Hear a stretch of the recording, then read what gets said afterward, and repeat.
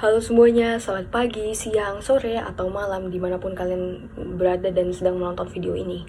Perkenalkan, nama saya Febiandra Alia Danari, dan di sini saya akan memaparkan tentang digital ethics sebagai bagian dari literasi digital dan bagaimana penerapannya dalam bermedia sosial sehari-hari. Namun sebelum saya mulai, saya ingin bertanya sedikit terlebih dahulu.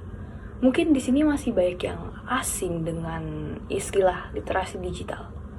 Mungkin kalian saat mendengar kata literasi, kalian langsung berpikir tentang membaca. Padahal sebenarnya literasi digital itu lebih dari hanya sekedar membaca. Karena dengan literasi digital kita diharapkan dapat memilih informasi yang benar dan terpercaya. Selain itu, agar kita juga menjaga informasi pribadi kita dan orang lain agar terhindar dari berbagai ancaman keamanan. Literasi digital terdiri atas 4 pilar. Ada digital skills, digital culture, digital ethics, dan digital safety. Namun pada kesempatan kali ini saya akan membahas mengenai digital ethics. Digital ethics atau etika digital adalah kesadaran mengenai aturan atau tata etika dalam penggunaan media digital. Tata aturan tersebut mencakup pemahaman mengenai dampak dari tindakan kita terhadap diri kita sendiri dan orang lain, pemahaman mengenai pentingnya kejujuran dan integritas dalam berbagai informasi. Bisa dikatakan bahwa pemahaman etika digital yang cukup itu penting dalam menjauhkan kita terhadap hoax, perundungan atau cyberbullying, hate speech, kebocoran data, atau rasisme. Kita akan membahas lingkup digital ethics dalam dunia bersosial media. Karena kita sendiri juga sebagai generasi yang sangat-sangat sering menghabiskan waktu di media sosial. Instagram, X, TikTok, atau bahkan Facebook. Mungkin ada yang masih menggunakan Facebook di sini. Nah, etika digital itu sangat-sangat penting agar kita tidak terjerumus kepada hal-hal yang tidak baik bagi kita. Dan sebenarnya bila kita teliti lagi lebih dalam, level etika digital di Indonesia itu masih sangat rendah. Maka dari itu kita harus menaikkan awareness terhadap pentingnya etika digital dalam kehidupan sehari-hari.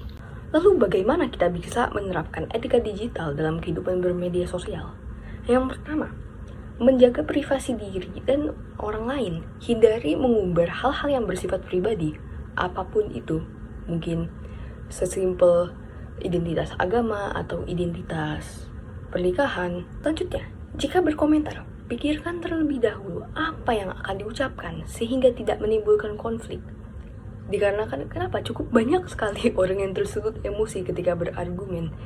Sehingga ketika kita harus berargumen, gunakanlah kata-kata yang baik dan sopan, atau hindarilah berargumen secara keseluruhan. Biasakan untuk melakukan fact-checking sebelum menyebarkan suatu artikel berita atau informasi.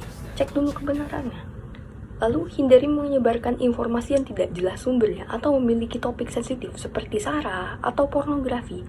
Dan terakhir, dan yang paling penting, jangan menggunakan topik yang sensitif tersebut sebagai bahan candaan. Poin ini tidak hanya berlaku di media digital saja, namun komunikasi secara langsung ketika kalian berbicara, bercanda dengan teman-teman, jangan sekali-kali menggunakan topik yang sensitif sebagai bahan candaan.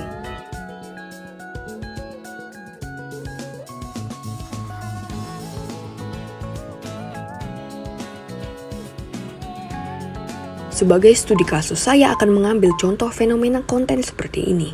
Video yang menunjukkan orang yang sedang melakukan kegiatannya masing-masing, direkam oleh orang lain untuk konten bertemakan motivasi bersyukur. Umumnya konten seperti ini berawal dari sosial media TikTok, namun terkadang diunggah ulang lagi ke media sosial yang lainnya. Konten seperti ini tidak sesuai dengan nilai-nilai etika digital karena melanggar privasi orang lain. Video-video seperti ini direkam tanpa sepengetahuan orang yang ada di video. Bahkan pesan yang ada di video pun tidak sesuai dengan kejadian yang sebenarnya. Meskipun sudah banyak sekali orang yang mengecam video ini tetap memiliki banyak peminat.